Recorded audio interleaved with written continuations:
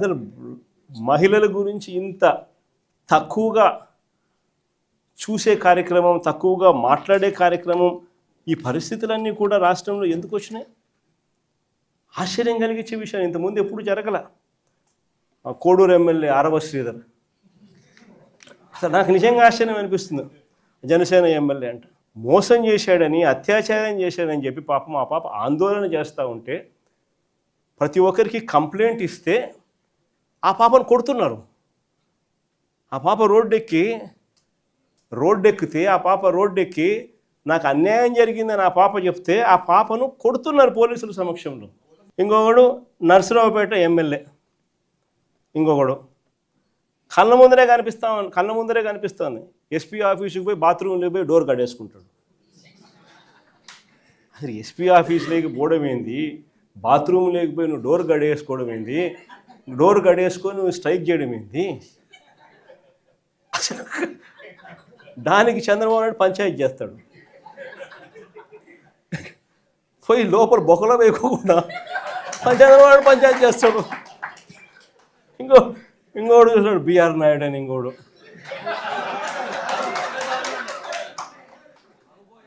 ఆయన ఏం చేస్తూ ఉన్నాడో మనందరం చూస్తూనే ఉన్నాం. తప్పు చేసినాడు. టీటీడీ చైర్మన్గా ఉండి చెయ్యకూడని పనులు, చెయ్యకూడని తప్పులు చేస్తే ఏం చేయాలా? మనిషిని ఊడబెరకాలన్నా, పోస్టుల నుంచి తీసేయాలన్నా లేదా? ఈ మనిషి ఏం చేస్తున్నాడు? పక్కన పెట్టుకుంటాడు ఆ మనిషిని పక్కన పెట్టుకొని తిప్పుతున్నాడు. అసలు ఎంత దారుణంగా తయారైపోయినారు అని అంటే ఆశ్చర్యం కలిగించే విషయాలు ఇవన్నీ కూడా. ఇంకొకరు కేజీబీవీ ప్రిన్సిపల్, ఆముదాల వలస ఎమ్మెల్యే కూన రవికుమార్ అనేవాడు వేధించినాడు నన్ను అని చెప్పి ఆ తల్లి వచ్చి కంప్లైంట్ ఇస్తే నో యాక్షన్, పట్టించుకునేవాడు లేడు.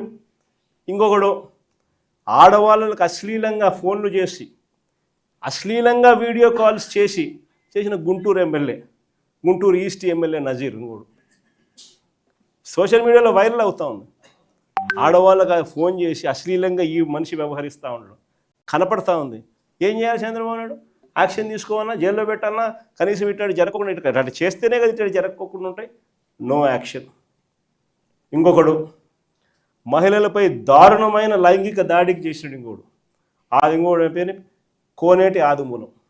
దారుణంగా మహిళలపై లైంగిక దాడికి పాల్పడ్డా ఆ వీడియోలు బయటికి వచ్చినా ఆ ఆదిమూలంపై నో యాక్షన్. వీళ్ళంతా ఎమ్మెల్యేలు.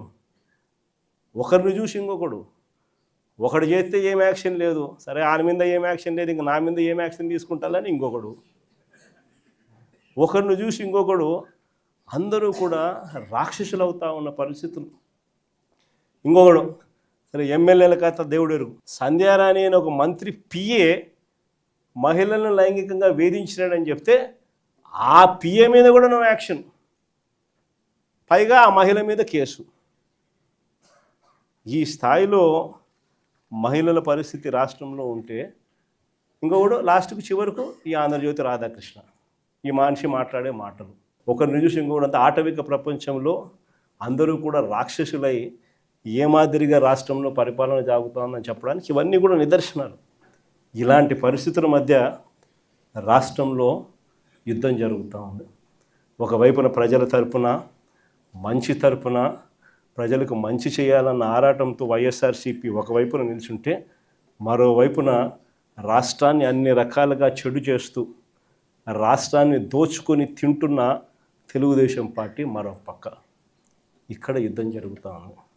ఈ యుద్ధంలో ఖచ్చితంగా దేవుడు మన పక్షాన్ని నిలుస్తాడు. రేపు పొద్దున ఎన్నికలు ఎప్పుడు వచ్చినా ప్రజలు ఫుట్బాల్ దన్నట్టుగా దంతా తెలుగుదేశం పార్టీని